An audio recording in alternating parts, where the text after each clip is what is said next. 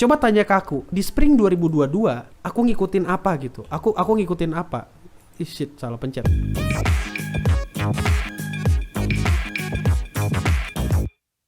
Halo Indo Gamers, para Wibu Denial, selamat datang lagi bersama gua, host yang paling kalian cintai, Admin Yami. Dan selamat datang di acara Wibu Lokal, acara yang akan membahas anime, manga, dan Jepangan lainnya. Jadi hari ini aku bersama orang-orang yang ada di live chat YouTube yang ada di Clean Sound Live. Makanya nonton itu Clean Sound Live, kau subscribe, nyalakan loncengnya juga, biar kalau ada yang live itu muncul gitu notifnya di HP-mu, dan kau bisa ikut di sini gitu, bisa ngomong Hai YouTube, dah kayak gitu tuh dah. Jadi hari ini aku mau ngeliatin anime Spring 2022. Kira-kira mana aja yang enak buat diikutin, kira-kira mana aja yang bakal ku tonton, dan mana aja yang bakal ku skip. Kita langsung saja ke arah My Anime List. Pertama ada Tate no Yusa no Monogatari Season 2. Semua orang itu nungguin banget ini anime. Jadi, seperti yang kita tahu ya, di Tate no Yusa itu ceritanya ada Naofumi yang dihianati teman-temannya. Jadi dia dihianati sama satu negara gitu kan. Akhirnya iya, pokoknya dia dihianati satu negara ya dah. Dan menurutku animenya bagus begitu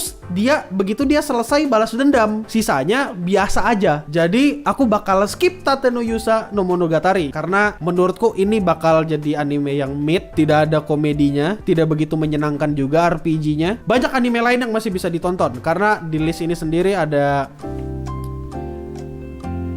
banyak. Selanjutnya Kaguya-sama wa Kokurasetai, ultra romantik. Seperti biasa, Kaguya-sama Love is War. Siapa yang nggak tahu ini anime? Salah satu anime komedi yang terbaik menurutku, yang dimana di sini mereka perang atas nama cinta. Tapi perang atas nama cinta yang kau maksud di sini bukan beneran perang, tapi mereka perang psikologi aja gitu. Siapa yang ngakuin cintanya duluan dia kalah gitu kan. Jadi ya itu, ultra romantik.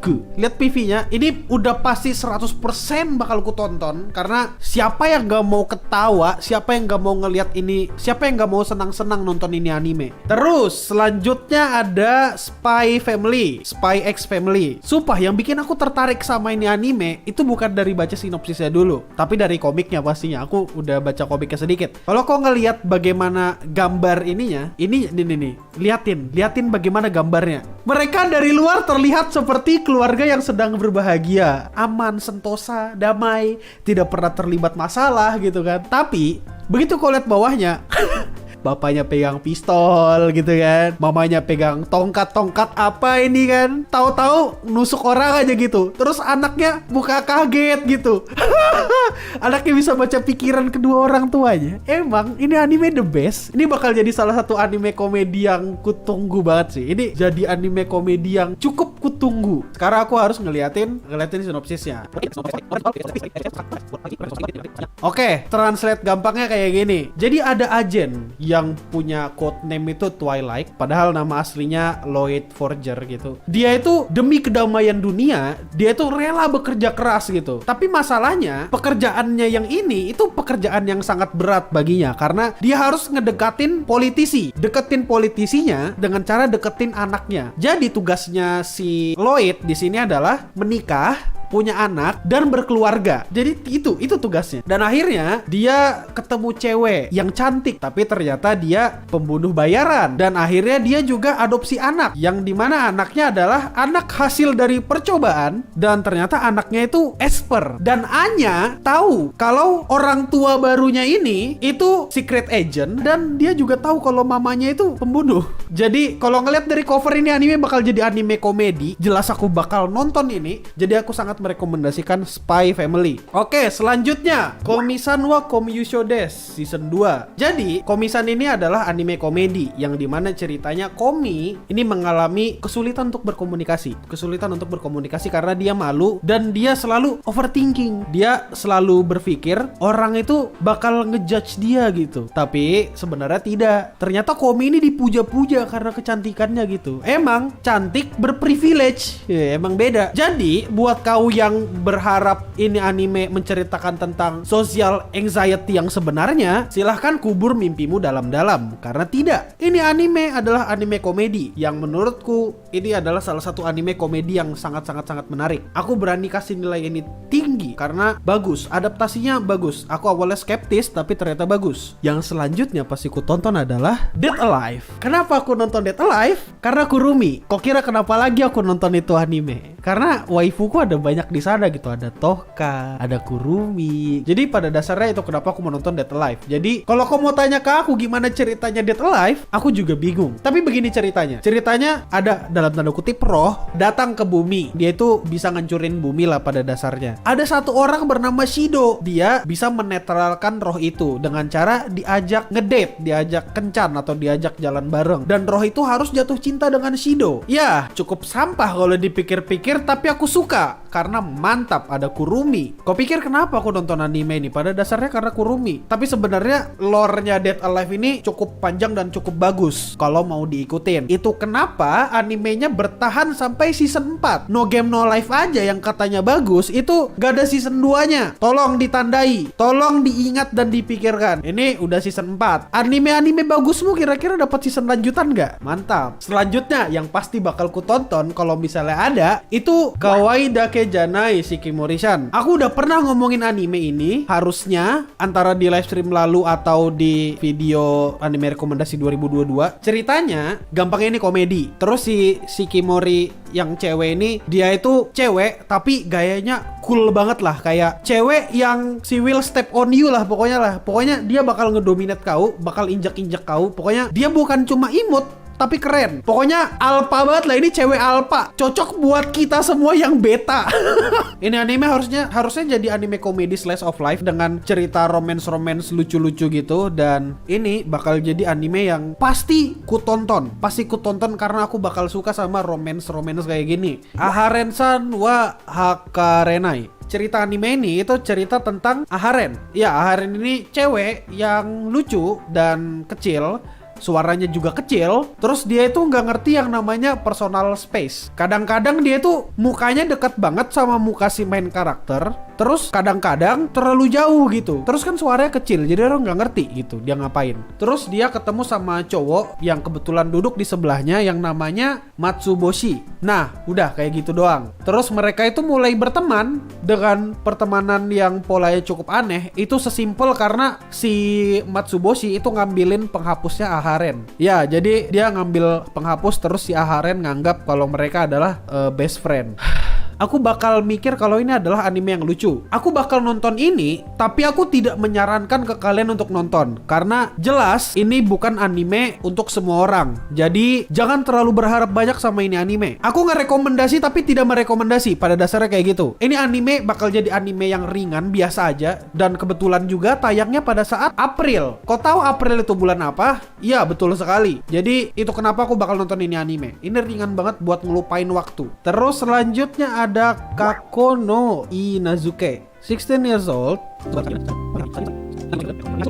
Aku bingung jelaskan ini anime gimana anjir. Kalau yang ku tangkap dari sinopsis ya, ini kayak semacam si Nagi ini kan anak yang ketukar gitu. Terus akhirnya dia ketemu orang tua aslinya, terus diajak buat makan bareng sama orang tua aslinya. Dan Nagi tidak sengaja waktu itu ketemu dengan Erika Amano. Dia itu orang yang kurang ajar, blak-blakan, dan akhirnya dia itu mau jadikan si Nagi sebagai pacar palsunya biar dia nggak nikah. Tapi begitu Nagi akhirnya ketemu sama orang tuanya dan makan malam gitu, orang tuanya itu akhirnya nyuruh dia buat nikahin anak yang dibesarkan oleh orang tua kandungnya yang namanya Erika. Jadi si Nagi ini disuruh nikahin Erika, yang dimana Erika itu adalah anak yang dibesarkan sama orang tua kandungnya si Nagi. Pada dasarnya ini sinetron tapi anime. Aku nggak tahu ini bakal jadi romance yang bagus atau enggak, tapi temanya harem. Lucu sekali. Apakah akan ku nonton? Kalau ngeliat dari sinopsisnya, aku bakal suka ngeliat anime romance yang bener-bener kerasa romance-nya. Apalagi kalau ngeliat komedi romance ya genrenya. Ngeliat desain karakter di trailernya, di PV-nya, itu cukup tertarik. Tapi aku kayaknya nggak bakal nonton. Tapi ini bakal jadi cerita yang asik. Kayaknya ini aku bakal skip dulu deh. Aku bakal skip dulu, lihat nanti. Tunggu lihat kabar-kabar burung apakah bagus atau enggak. Terus ini, Rike ga Koini Ochita no de Choumei Shimeshita Heart. Ya, ini Rikekoi. Jadi anime ini ceritanya itu tentang scientist yang membuktikan kenapa mereka bisa jatuh cinta. Basically, ini Kaguya sama Love is War tapi sains. Apakah aku bakal nonton ini anime? Enggak, karena aku bakal lebih puas nonton Takagi daripada nonton ini. Apakah komedi di anime ini lucu? Aku gak bakal yakin kalau ini anime bakal jadi lucu. Selanjutnya ada anime isekai. Honzuki no Gekko Kujo. Ini anime bakal ku tonton karena aku sangat-sangat enjoy dengan season 1 sama season 2-nya. Anime ini bercerita tentang seorang kutu buku. Dia tuh direinkarnasi ke isekai dan dia mulai dari kecil lagi. Ini isekai yang menurutku gak ada jualan gimmick-gimmick magic tai kucing berantem ngelawan kerajaan, berantem melawan raja iblis. Ini anime bener-bener pure ngejual world building. Kalau kau sudah nonton season 1 atau season 2-nya, mungkin kau bakal menikmati ini anime. Ya, silakan ditonton. Ini ku rekomendasikan buat nonton karena aku bakal nonton ini. Terus Gai Togotsuki sama ini ya di translate biar ntar orang-orang yang nonton videonya ntar ini kaget. Wah, kok My Anime List bahasa Indonesia gitu. Suatu hari seorang gamer bermain video game sampai dia tertidur. Biar ku tebak, habis itu dia mati. Dengan ngebaca sinopsisnya, aku gak begitu terjual ya. Kayak it's just another isekai. There is nothing special about this. Ya, itu yang kupikirkan pertama kali ketika aku ngebaca satu baris pertama. Suatu hari seorang gamer bermain video game sampai dia tertidur dan ketika dia bangun dia menemukan dirinya di dunia game. Ya, ini Overlord tapi badut kali. Ya, ini sampahan daur ulang lagi. Obviously, aku tidak akan menonton ini lagi. Jadi ku skip. Tidak usah ditonton juga trailernya. Jadi Summertime Render ini ceritanya tentang ada kasus pembunuhan. Cuma pembunuhannya itu agak aneh. Ada bekas di lehernya gitu. Dan orang yang bernama Shinpei ini yakin kalau ada sesuatu yang aneh dari kematiannya dan bisa jadi itu karena entitas lain, ada makhluk lain gitu. Ada makhluk lain yang sedang berkeliaran dan membuat bahaya gitu kan. Dan akhirnya ya, ini anime bakal jadi anime misteri dan supranatural.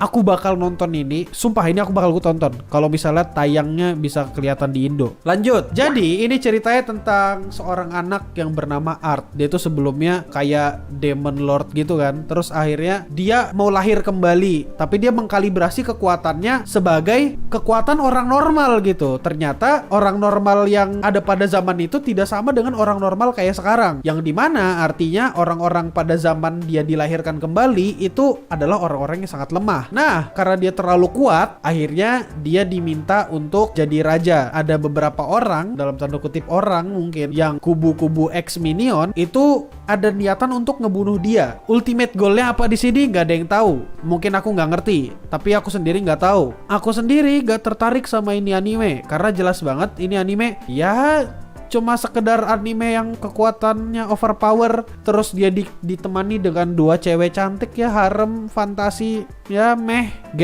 generik biasa lah. Lebih baik nonton yang lain. Oke, lanjut. Secara gampang ini anime itu cerita tentang di sana di klan Akane itu isinya banyak cewek-cewek dan mereka itu punya kode etik yang dimana kode etiknya itu ngomong lelaki adalah makhluk yang berbahaya. Jadi gak boleh berinteraksi sama laki-laki. Jadi orang yang namanya tokoh utama kita yang namanya Kunoichi Tsubaki, dia adalah pemimpin dari Dog Squad. Dia ini adalah salah satu orang yang cukup menjanjikan dan punya masa depan yang cukup cerah ya, karena dia menjanjikan tadi. Tapi dia tuh mulai mengalami perasaan-perasaan aneh ketika ada pembahasan tentang laki-laki gitu. Aku mau nonton ini karena anime ini punya autor yang sama dengan Takagi-san. Jadi ya aku jelas bakal nonton ini anime. Udah itu aja dulu. Mohon maaf kalau misalnya aku terlalu banyak ngasih rekomendasi anime romance dan komedi, atau romance komedi atau komedi dan supranatural. Karena gini, aku sudah agak bosan nonton anime action. Jadi ya aku ngasih apa yang aku suka. Kalau kau suka ya syukur, kalau enggak ya udah. Gimana pendapat kalian? Kalian kasih rekomendasi kalian di bawah. Mungkin itu aja dulu ya. Jangan lupa kalau mau follow Instagramku, follow di Instagram @admin_yami. Udah, kalian follow aja kalau mau biar dapat info tentang aku lebih cepat. Dan kalau ada live kayak gini bisa dilihat di storyku, bisa diklik langsung linknya terus nyampe ke Clean Sound Live dan bisa masuk